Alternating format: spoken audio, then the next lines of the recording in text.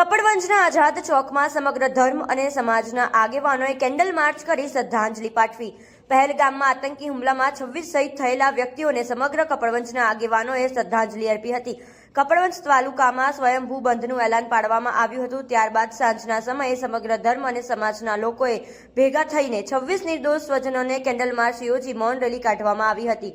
મુસ્લિમ આગેવાનોએ આતંકવાદી હુમલાને વિખોડી જે આતંકી આ દુષ્ટ કૃત્ય કર્યું છે તેમને કડકમાં કડક સજા થાય અને સમગ્ર દેશમાં આતંકનો ખાત્મો થાય તેવી સરકારને રજૂઆત કરી હતી।